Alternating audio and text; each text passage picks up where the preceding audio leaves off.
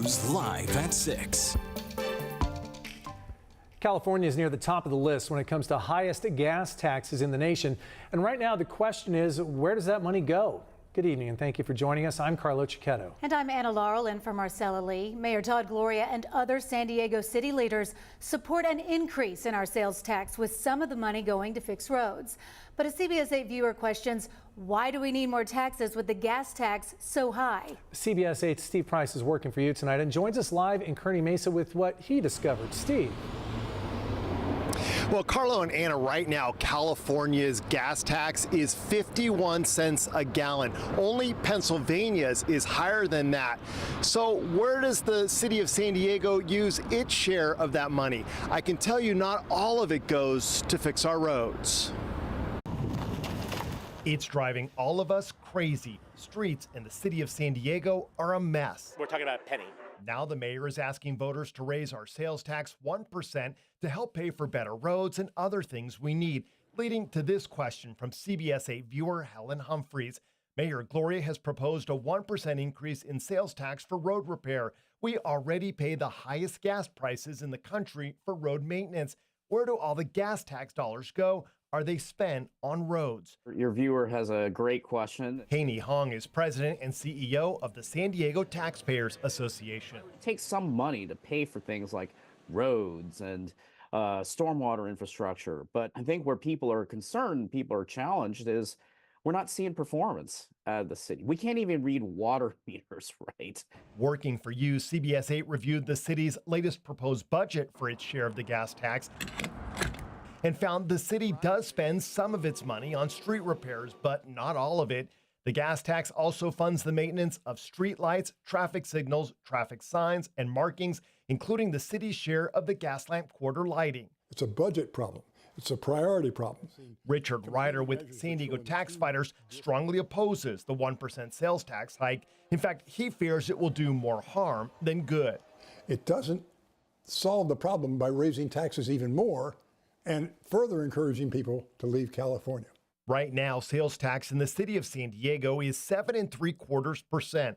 A 1% increase would add an additional $400 million a year to the general fund. We are the fourth lowest sales tax in the state of California. The highest sales tax in the county right now is 8.75% in Chula Vista, National City, Del Mar, Solana Beach, and Imperial Beach. La Mesa's rate is 8.5%. And Oceanside, El Cajon, and Vista are at 8.25%. So voters would have to approve that sales tax increase, but because the money's just going into the general fund, it just takes a simple majority for that to pass. Also, I should let you know, Carlo and Anna, there's no sunset clause written into that, so if this did pass, it would just remain in effect forever or until voters finally decided to get rid of it. And Steve, in your story, the mayor said we're talking about a penny. To be clear, though, that's a penny on every dollar you spend, so that adds up. Yeah, it absolutely does. It's a 1 penny for every dollar you mentioned. So if you buy lunch every day for $10, that's a conservative estimate. I mean, you're still talking over $20 a year just in that 1 penny. Think about clothes, furniture, if you buy a car, all those things would be affected. And everything's expensive right now and just getting more expensive. So going to be a tough sell on that one. Steve Price reporting it for us live. Thanks, Steve. And here at CBS 8, we want to help solve problems affecting you. If there's something you'd like us to look into, email us at workingforyou@cbs8.com. Few cities in the county saw some rain this afternoon. Yeah, those dark clouds, I saw them coming even this morning. Chief Meteorologist Carlene Chavis is here now with a look at the current conditions and what we can expect, Carlene. Not a whole lot right now, and so those chances are very slim. Now, we did have some of the showers that popped up. You have the heating of the day, this area of low pressure that's still been hanging around. But you're about to see on our radar is just more dark clouds. You're not necessarily talking about heavy rainfall that's just taking over the county. So this is the view from our Mount Soledad overhead cam where we have seen the clouds building in with the heating of the day, all because of that area of low pressure, the same one from last week, still hanging on.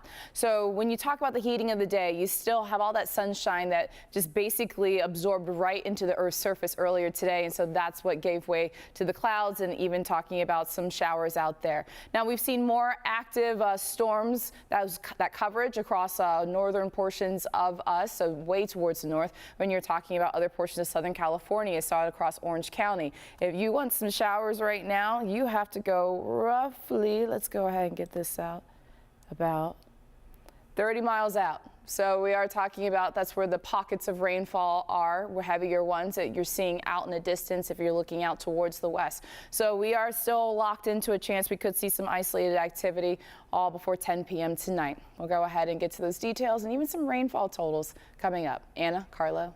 All right, Carlene, thank you. There will be a second day of arguments to decide if there is enough evidence to move forward with the trial of two men accused of being part of a shootout that paralyzed a Lincoln High School cheerleader. The shooting happened last October. The two men were in court today for a preliminary hearing. So was the 17-year-old victim. CBS 8's Jessie Pagan is here with what she had to say. Jessie.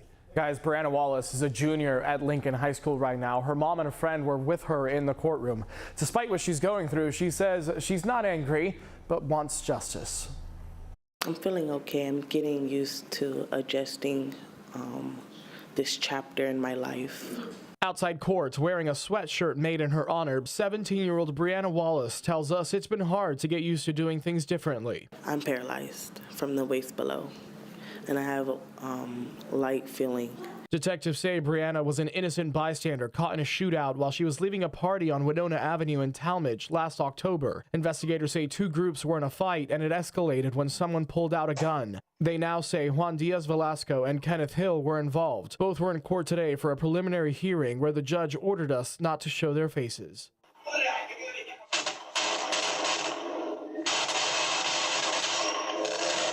This is one video and piece of evidence prosecutors showed in court today. Several witnesses took the stand, including one detective who says a search of Velasco's home ended with them finding a gun, ammunition, and gang paraphernalia. He added they found evidence on Instagram accounts tying the two men to the shooting. No, I'm not angry. I'm just, it is what it is now. Brianna was hit in the upper back, which left her paralyzed. She says she goes to physical therapy twice a week and has hopes of being able to walk again. Until then, she's trying to live as normal a life as possible. They didn't mean to shoot me, but they shot me, so you know, I have to face consequences, obviously. Although she is in court, the deputy district attorney on this case says they won't be calling her as a witness for this preliminary hearing. Arguments will continue tomorrow morning. The judge will then decide if there is enough evidence to take this case to trial. Anna? Something you know she has to live with every day, Jessie. Thank you. Tonight, police need your help to find thieves who've stolen wheels and tires from dozens of parked pickup trucks across the county. Police say most of the 25 nighttime thefts involve Toyota 4Runners and Toyota trucks on roadsides around San Diego, Carlsbad, Oceanside, Escondido, and San Marcos since January. Now, anyone with information should call police or County Crime Stoppers at 888-580-8477. New tonight, there's a growing push to try and stop Scripps Chula Vista from closing its maternity ward. CBS 8's Shannon Handy shares the concerns doctors have and what the hospital is saying. Scripps Chula Vista says shutting down its maternity ward here is a consolidation decision, but local doctors worry that decision is putting people's safety at risk. So they're calling on the State Department of Public Health to investigate.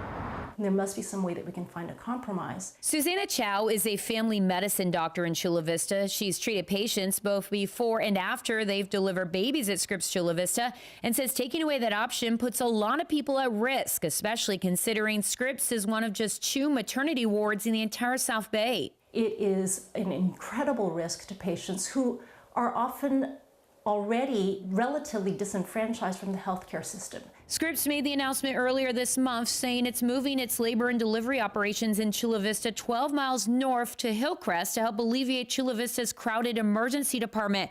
While that may not seem far to some, Dr. Chow says for others it can mean the difference between seeing a doctor or not. Our sister hospital in San Diego is only 12 miles away, but that's by car without traffic. If you're going on bus, it takes about an hour and a half. Now think about doing that in active labor or with a potentially at-risk pregnancy. Scripps says its Chula Vista Hospital will still deliver babies in emergency situations, but Dr. Chow is concerned they won't have the proper staff to do so safely. Obstetrical emergencies are dramatic. When we're talking about, for instance, the rupture of the uterus or the placenta detaching prior to birth, these are conditions that require specific treatments. Dr. Chow, along with another local doctor, have written letters asking the California Department of Public Health to investigate Scripps' decision.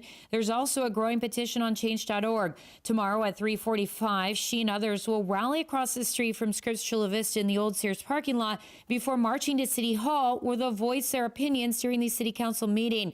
In a statement, Scripps told CBSA in part, Scripps is committed to maintaining safe, high-quality emergency obstetric services at Scripps Mercy Hospital Chula Vista, both now and after the consolidation with Scripps Mercy San Diego is complete. We are continuing to work on the specific operational details of our OB services plan at Chula Vista as we move through the early stages of the 90-day regulatory notice and comment period.